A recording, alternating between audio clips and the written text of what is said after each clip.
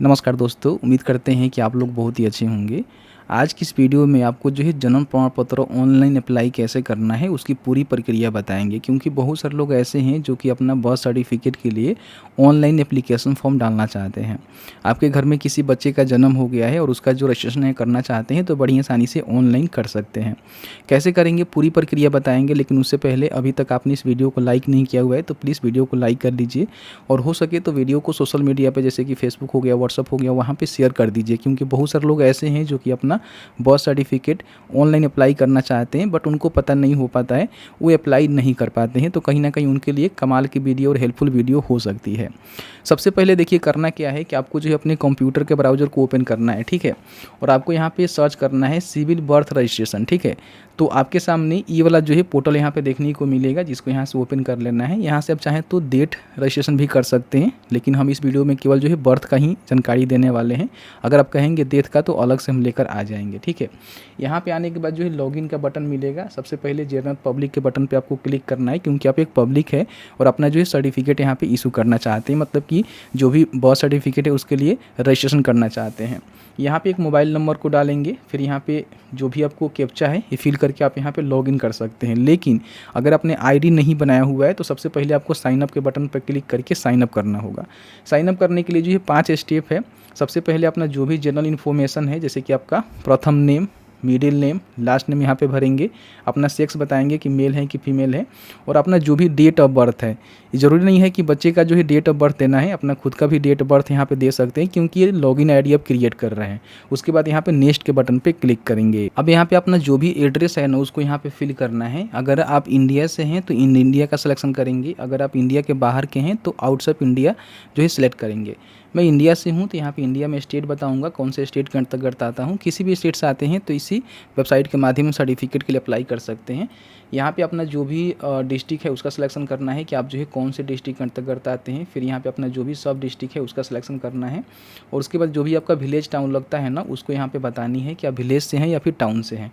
फिर यहाँ पे विलेज का नेम भी आपको बताना होगा कि आप जो है कौन से विलेज के अंतर्गत यहाँ पे आते हैं। तो देखेंगे सारे विलेज यहाँ पे देखने को मिल जाएगा। यहाँ पे अपना पिन कोड इंटर करेंगे। यहाँ पे बिल्डिंग नंबर या फिर नेम है तो डाल सकते हैं, नहीं तो ऑप्शनल है छोड़ सकते हैं। यहाँ पे अपना जो हाउस नंबर है वो पता है तो डाल सकते हैं, नहीं तो छोड़ सकते हैं। स्ट्रीट नेम पता है तो वो डाल सकते हैं, नहीं तो छोड़ सकते हैं। बाकी आपको पोस्ट ऑफिस भी पता है तो लिखिएगा, नहीं तो छोड़ सकते हैं। फिर यहाँ पे नेक्स्ट के बटन पे क्लिक करेंगे। यहाँ पे आपको आधार एंड नेशनलिटी की जानकारी बतानी होती है, तो यहाँ पे अपना आधार नंबर को इंटर करेंगे। जैसे कि आप अपना आईडी बना रहे हैं तो अपना ही डाल सकते हैं।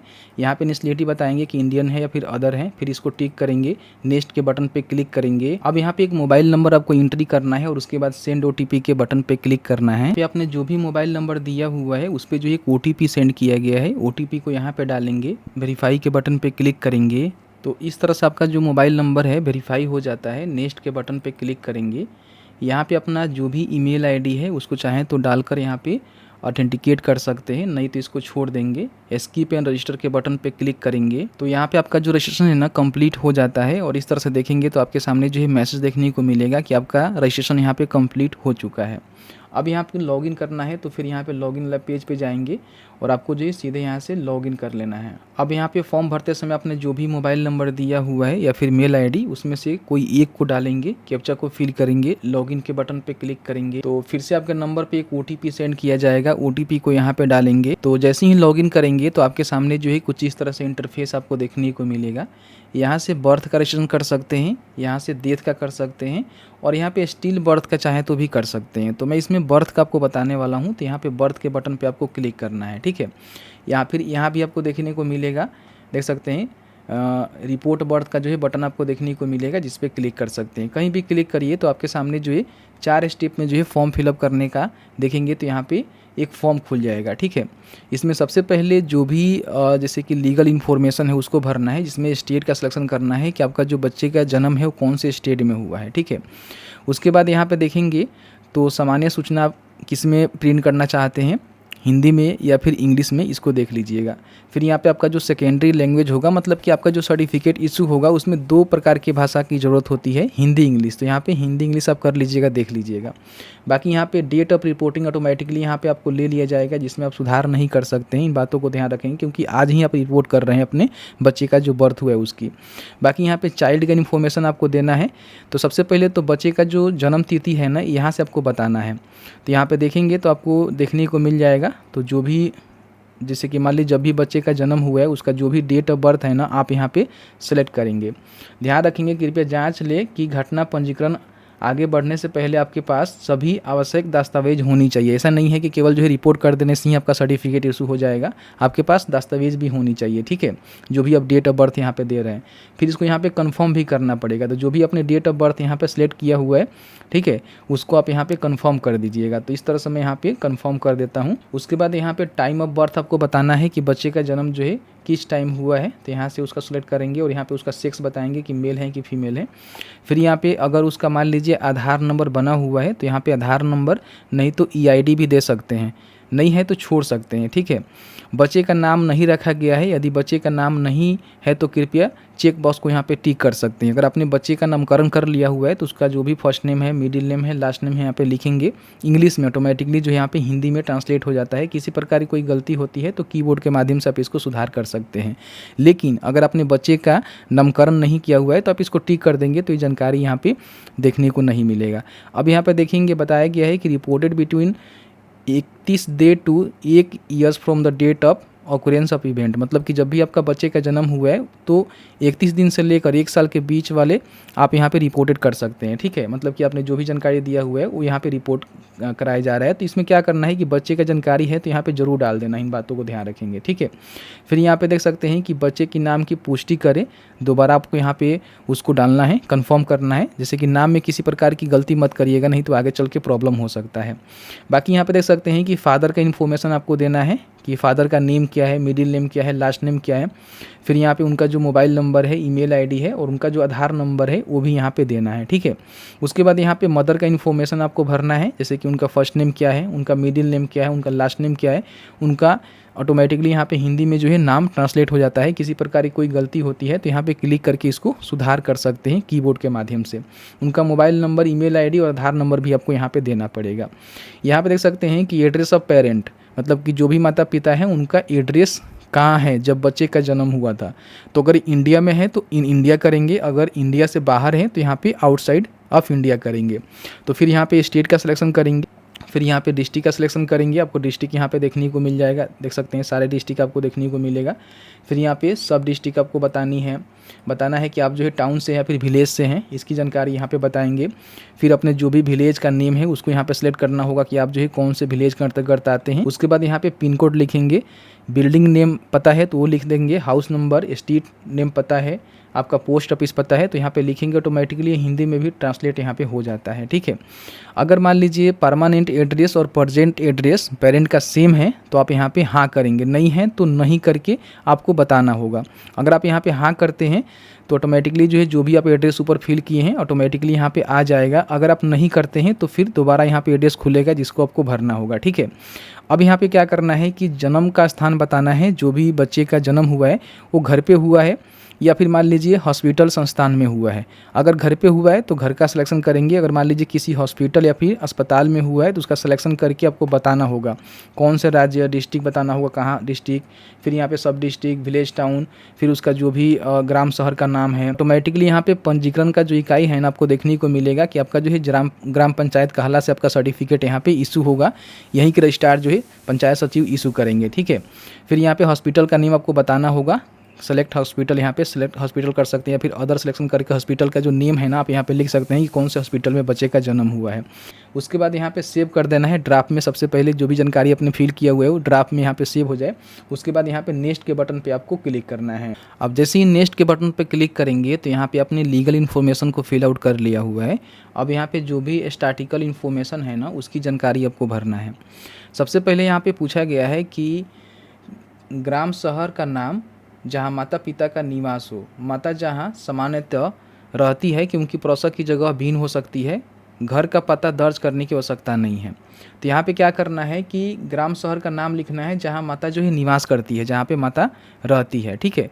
तो अगर मान लीजिए आप चाहते हैं कि जो भी पेरेंट का जैसे कि एड्रेस था बच्चे का जन्म का समय का, उसको आप कॉपी करना चाहते हैं तो यहाँ पे टिक करके सेम उसको ही कर सकते हैं। अगर सेम है तो, अलग अलग है तो बता सकते हैं कि फ़िलहाल वो कहाँ पे रहती है। मेरा सेम है तो यहाँ पे हम टिक करेंगे तो पूरी जानकारी यहाँ पे आ जाएगा।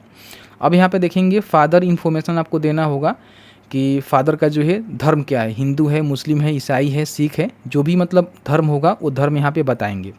फिर यहाँ पे देखेंगे फादर का एजुकेशन बताएंगे, कहाँ तक वो पढ़े लिखे हैं, 5वीं तक, 6वीं, 8वीं, 10वीं, जो भी उनका क्वालिफिकेशन है वो भरेंगे। और फिर वो करते क्या है, यहाँ पे देखेंगे एग्रीकल्चर लेबर हैं, खेतीहर हैं, ठीक है, घरेलू सहायक हैं, जो भी है आप यहाँ पे बताएंगे। फिर यहाँ पे मदर का भी इन्फॉर्मेशन आपको देना होगा कि मदर का धर्म क्या है, फिर वो उनका क्वालिफिकेशन कहाँ तक है यहाँ पे बता देंगे, फिर वो करते क्या है यहाँ पे बता देंगे, ठीक है। बहुत सारे यहाँ पे काम आपको देखने को मिलेगा जो बता सकते हैं, नहीं पता है तो नहीं भी कर सकते हैं। अदर इन्फॉर्मेशन में यहाँ पे पूछा जा रहा है कि विवाह के समय माता की उम्र कितनी है, वर्षों में आपको बताना है। यदि एक से अधिक बार विवाह हुआ है तो प्रथम विवाह की ही उम्र आपको यहाँ पे लिखना पड़ेगा, ठीक है। तो वो आपको मेंशन करना है यहाँ पे, ठीक है, एज आपको बता देना है। फिर यहाँ पूछा गया है कि संतान के जन्म के समय माता की उम्र वर्षों में कितना है, जो कि संतान हुआ है उसका हिसाब से देख लीजिएगा उसका उम्र कितना हो रहा है उसकी मम्मी की, ठीक है। फिर यहाँ पूछ रहा है कि माता की संतान को मिलाकर जीवित पैदा हुए बच्चों की संख्या, मतलब कि जो बच्चा हुआ है उसके साथ और भी कोई बच्चा है जो कि जीवित है, पूर्व विवाह से जिंदा पैदा हुए बच्चों की संख्या को भी शामिल किया जाए यदि कोई है तो आप यहाँ बता सकते हैं कि 1 है, 2 है, या फिर मान लीजिए पहला बच्चा है तो 1 ही लिख सकते हैं, 2, 3 है तो अपने हिसाब से यहाँ पे मेंशन कर देंगे, ठीक। प्रसव के समय परिचर्या का प्रचार यहाँ पे आपको बताना होगा। तो यहाँ पे देखने को मिलेगा कि डॉक्टर, नर्स या फिर जो प्रशिक्षित मिडवाइफ है उनके द्वारा इसका जो है प्रसव कराया गया, या फिर देख सकते हैं कि अपने आप जो है जो गत होता है उसके माध्यम से आपका मान लीजिए डिलीवरी हो गया है तो वो बता सकते हैं, या फिर मान लीजिए कोई रिश्तेदार के माध्यम से हुआ है तो वो बता सकते हैं। तो जो भी आपको बताना है बताइएगा। फिर यहाँ पे डिलीवरी का जो है प्रक्रिया आपको बताना है, तो नॉर्मल हुआ है या फिर ऑपरेशन करके हुआ है वो आपको बताना होगा। फिर यहाँ पे बच्चे का जन्म के समय जो है उनका वेट कितना था केजी में आपको बताना है, तो यहाँ पे लिख देना है कि हाँ 5 केजी का, 2 केजी का, जो भी केजी का है लिख देंगे। गर्भावस्था की अवधि आपको बताना है हफ्तों में, कि बच्चा का जन्म जो है कितने हफ्तों में हुआ है वो आप यहाँ पे ज़रूर बता देंगे, ठीक है। मतलब डिलीवरी कितने दिनों का था तो हुआ है, कितने हफ्तों का था तो हुआ है, वो बता देंगे, ठीक है। फिर यहाँ पे आपको जो है सपोर्टिंग डॉक्यूमेंट यहाँ पे अपलोड करना है, जो कि JPG PDF में भी रहेगा, 8 MB से कम होनी चाहिए, अपलोड कर सकते हैं। सबसे पहले डॉक्यूमेंट टाइप में देखेंगे तो एक जो है एड्रेस प्रूफ इनको देना होगा, जिसमें water bill, gas bill, telephone bill, voter government ID card, voter card, bank account statement और भी कई सारे डॉक्यूमेंट हैं।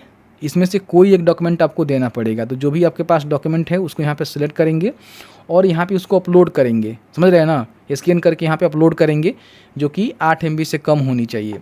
फिर यहाँ पे एडिशनल डॉक्यूमेंट में कोई डॉक्यूमेंट आप देना चाहते हैं, जैसे कि मान लीजिए पैन कार्ड हो गया, फिजिकल रिपोर्टिंग फॉर्म हो गया, तो आप यहाँ पे दे सकते हैं, हालांकि मैंडेटरी नहीं है, आप देख लीजिएगा। तो यहाँ पे इसको भी अपलोड कर सकते हैं। एक से अधिक फाइल ऐड करना है तो यहाँ से ऐड कर सकते हैं, ऐड करने का बटन आपको देखने को मिलता है। तो अगर मान लीजिए आपके बच्चे का जो उम्र है ना 21 दिन से अधिक होगा तो कहीं ना कहीं आपको जो है अफिडेविट या फिर सेल्फ डिक्लेरेशन फॉर्म जो है आपको देना पड़ता है ना। तो इसमें जो अफिडेविट आपको देना होता है या फिर सेल्फ डिक्लेरेशन डॉक्यूमेंट भी आप दे सकते हैं, खुद से एक जो है शपथ बना कर दे सकते हैं, लेकिन कोर्ट से बनवा लीजिएगा, वो अच्छा रहेगा, ठीक है। तो अफिडेविट यहाँ पे बनाकर आपको अपलोड करना होगा। तो एक अफिडेविट बनवाएंगे और उसको यहाँ पे अपलोड कर देंगे, ठीक है। उसके बाद अपलोड करने के बाद यहाँ पे सेव एंड ड्राफ्ट कर लेंगे सबसे पहले, कि आपका जो डॉक्यूमेंट है वो सेव हो जाए। फिर उसके बाद यहाँ पे नेक्स्ट के बटन पे क्लिक करेंगे। अब जैसे ही नेक्स्ट के बटन पे क्लिक करेंगे तो यहाँ पे आपने जो भी इन्फॉर्मेशन फिल आउट किया हुआ है, टोटल इन्फॉर्मेशन आपको यहाँ पे देखने को मिलेगा, जिसको चेक करना है। फिर यहाँ पे नेक्स्ट के बटन पे आपको क्लिक करना है। अब आपके सामने जो है पूरा यहाँ पे देखेंगे, फिर से जो है प्रीव्यू यहाँ पे देखने को मिलेगा, जिसमें जो भी आपने जानकारी फिल आउट किया हुआ है सभी जानकारी को चेकआउट करेंगे। जो भी आपने डॉक्यूमेंट अपलोड किया हुआ है उसको भी आप यहाँ पे चेकआउट कर सकते हैं। यहाँ पे आपको टिक करना है और उसके बाद यहाँ पे सबमिट के बटन पे क्लिक करना है। अब जैसे ही सबमिट के बटन पे क्लिक करेंगे तो आपका जो फॉर्म है यहाँ पे फाइनल सबमिट हो जाता है और आपका जो रजिस्ट्रेशन है वो कंप्लीट यहाँ पे हो जाता है, ठीक है। अब यहाँ पे देखिए किसी प्रकार की कोई भी गलत एंट्री देंगे, गलत जानकारी देंगे तो आपके ऊपर कानूनी कार्रवाई भी की जा सकती है। तो सही से इन्फॉर्मेशन आपको भरना है और भरने के बाद यहाँ पे आपको सबमिट लास्ट में कर देना है। तो जैसे ही सबमिट कर देंगे तो वेरिफिकेशन के लिए भेज दिया जाएगा, आपका जो भी रजिस्ट्रेशन ऑफिस है उनके द्वारा जो है वेरिफिकेशन किया जाएगा और फिर आपका सर्टिफिकेट जो है इशू हो जाता है।